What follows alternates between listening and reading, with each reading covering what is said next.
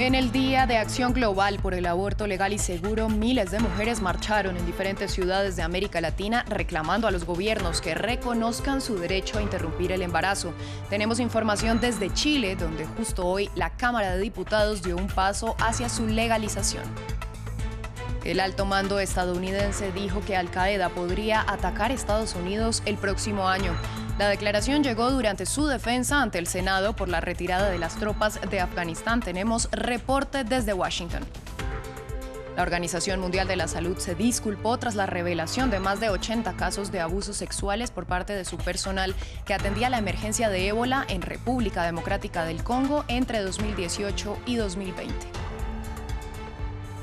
Buenas tardes para todos, bienvenidos a esta emisión de Noticias en France 24. Soy Valentina Torres Sánchez. Antes de ir con la información que avanzábamos en nuestros titulares, tenemos una noticia de último minuto. La lava del volcán Cumbre Vieja, que lleva 10 días de actividad en la isla española de La Palma, llegó al Océano Atlántico. Esto genera una inmensa nube de humo tóxico y, según expertos, podría hacer que lluevan esquirlas.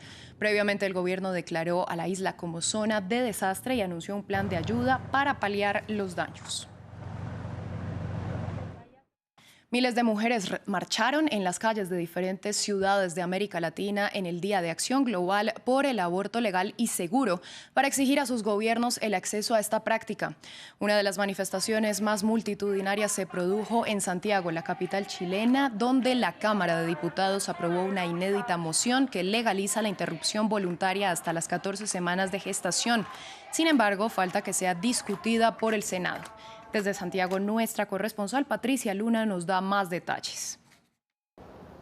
En el Día de Acción Global por un aborto libre y seguro en América Latina, Chile tiene razones para celebrar. La Cámara de Diputados aprobó un proyecto de ley para despenalizar el aborto a las 14 semanas de gestación por 75 votos a favor, 68 en contra y 2 abstenciones. Esto es un primerísimo paso. De ahí el proyecto todavía tendría que ir a una comisión de mujer que ya lo rechazó, ver si se puede legislar en detalle, volver a la Cámara de Diputados y, de ser aprobada ahí, todavía llegar al Senado. Será seguro un largo camino, no sin reveses, en un país en el que este tema enfrenta a sectores de la sociedad y que es muy opuesto por las partes más conservadoras del país. En este día se producían manifestaciones en torno al excongreso por parte de asociaciones feministas que pedían precisamente el aborto libre en el país, y también Amnistía Internacional entregaba un informe que habla de los problemas que encuentran las mujeres que tratan de ejercer su derecho al aborto terapéutico en 3 causales: violación, riesgo de la vida del feto, riesgo de la vida de la madre. Aunque esta ley fue aprobada en el segundo mandato de Michelle Bachelet,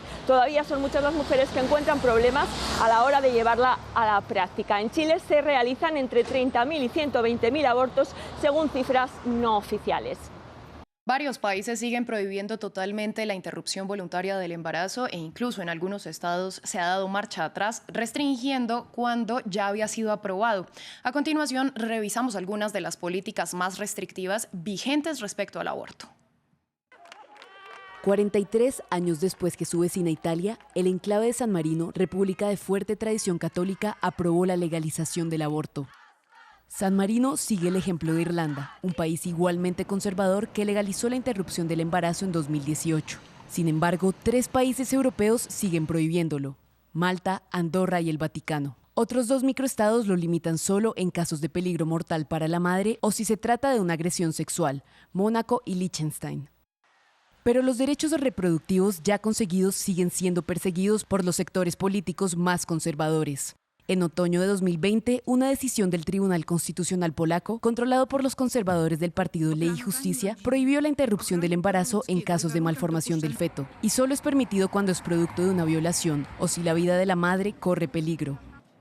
Más allá del continente europeo está el caso de Texas, estado que tiene duras restricciones a la interrupción del embarazo. La práctica es ahora autorizada solo antes de la 6ª semana de gestación, momento en el que muchas mujeres ni siquiera saben que están embarazadas. La única excepción es en caso de una urgencia médica. La Corte Suprema de Estados Unidos, con una mayoría conservadora, no se opuso a la ley, por lo que muchos defensores de los derechos de las mujeres temen que otros estados sigan el ejemplo tejano.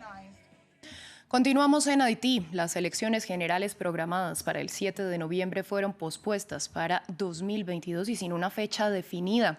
Esto luego de que el primer ministro Ariel Henry destituyera a los integrantes del Consejo Electoral Provisorio, criticados por la oposición por favorecer al fallecido presidente Jovenel Moïse.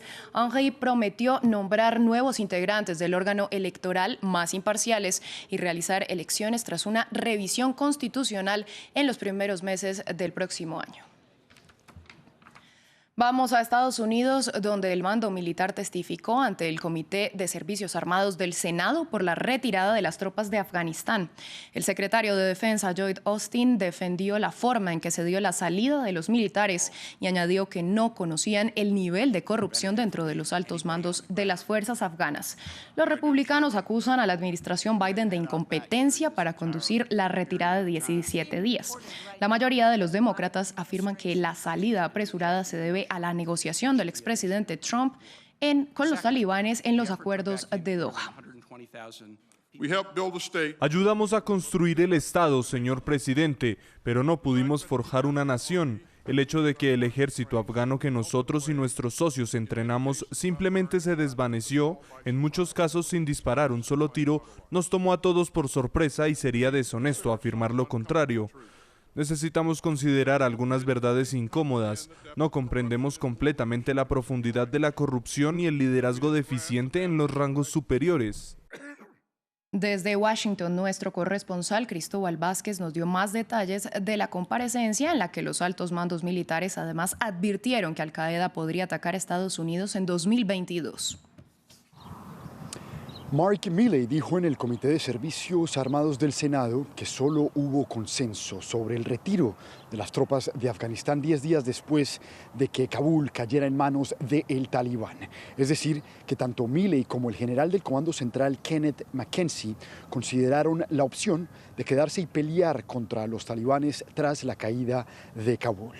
Sin embargo, mencionaron que no podían dejar solo a 2.500 soldados porque eso los dejaría en clara desventaja y por ende quedarse hubiera implicado el despliegue de miles de tropas a Afganistán y mantenerse en guerra. Milley cuestionó la estrategia de Joe Biden de luchar la guerra contra el terrorismo a la distancia porque hoy perdieron toda la inteligencia que Estados Unidos tenía en terreno.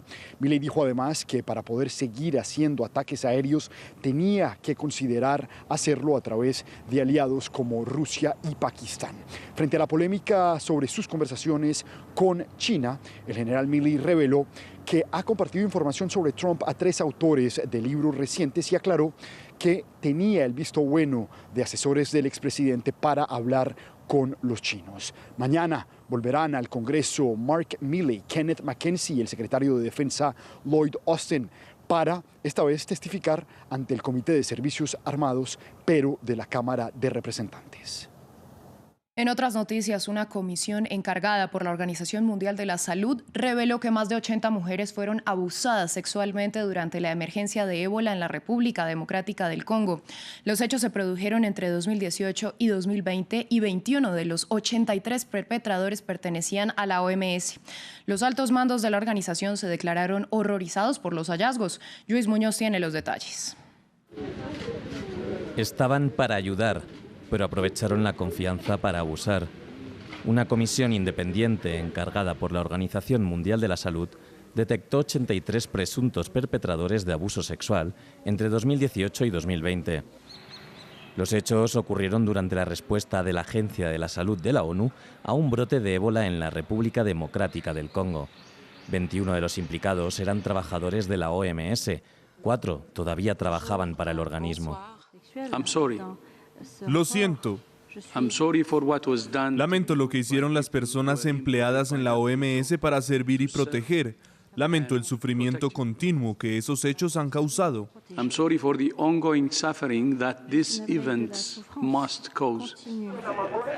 Empleos a cambio de relaciones sexuales, 9 posibles violaciones y extorsiones a mujeres abusadas para que abortaran. Tras el informe, la OMS prometió actuar de inmediato con apoyo, protección y justicia para víctimas y sobrevivientes, abordando las fallas de gestión y personal de la organización y con una reforma estructural y cultural. En la OMS estamos realmente conmovidos, horrorizados y desconsolados por los resultados de la investigación. En los últimos años se han sucedido las investigaciones que desvelan que altos mandos de la OMS fueron informados de estas denuncias. Además de no haber conseguido detener el acoso, habrían ascendido a uno de los responsables. Es el mayor caso de delitos sexuales para una agencia de la ONU desde los cascos azules, acusados de abusar más de 2.000 mujeres en Haití entre 2004 y 2017. El presidente francés Emmanuel Macron y el primer ministro griego Kyriakos Mitsotakis anunciaron este martes un refuerzo de su cooperación estratégica y militar. Grecia comprará 3 fragatas al grupo francés naval con el fin de asegurar su defensa, ya que el país se siente cada vez más amenazado por la presencia de Turquía en el Mediterráneo oriental. El informe es de Amal Benotman. Los europeos deben salir de su ingenuidad. Son palabras del presidente francés Emmanuel Macron en referencia a las nuevas prioridades estratégicas de Washington. Es su primer pronunciamiento tras 2 semanas de tensiones en las relaciones con Estados Unidos. La imprevista decisión de Australia de cancelar un contrato con Francia para la compra de submarinos y establecer en su lugar una asociación estratégica con Estados Unidos y Reino Unido provocó la ira de París, que en respuesta retiró a sus embajadores en Washington y Canberra. Constatamos que desde hace más de 10 años Estados Unidos se ha concentrado mucho en sí mismo y tiene intereses estratégicos que se están reorientando hacia China y el Pacífico. Es su derecho, es su soberanía. Pero seríamos ingenuos o más bien cometeríamos un terrible error si no quisiéramos considerar todas las consecuencias y ver esto por nosotros mismos. El mandatario dio sus declaraciones tras firmar un contrato de venta de 3 fragatas a Atenas, una apuesta por la soberanía militar y estratégica de Europa compartida por el primer ministro griego. Señor presidente, la historia nos une, al igual que la geografía, el Mediterráneo y Europa, para la que estamos construyendo un futuro mejor. Trabajar por Europa, esa es nuestra misión. La venta de las embarcaciones militares llega en momentos de también fuertes tensiones entre Grecia y Turquía tras una disputa territorial en el Mediterráneo oriental. Francia niega que dicha adquisición contribuya a una escalada en la zona disputada. Una nueva prueba de un misil de Corea del Norte elevó una vez más las tensiones en la península coreana. Japón anunció una intensificación en la vigilancia y Seúl calificó del lanzamiento de lamentable. La prueba se produjo justo antes de que Pyongyang defendiera ante la ONU su derecho a producir armas balísticas. Corea del Norte asegura que se trató de un misil hipersónico. El informe es de Federico Cueva Barberena. Una nueva prueba de Corea del Norte pone en alerta a sus vecinos. Japón y Corea del Sur confirmaron el lanzamiento de un misil de corto alcance norcoreano, un movimiento que fue rechazado por Tokio y Seúl. El gobierno japonés aumentará más que nunca la alerta y la vigilancia. En cualquier caso, estamos analizando la situación del lanzamiento.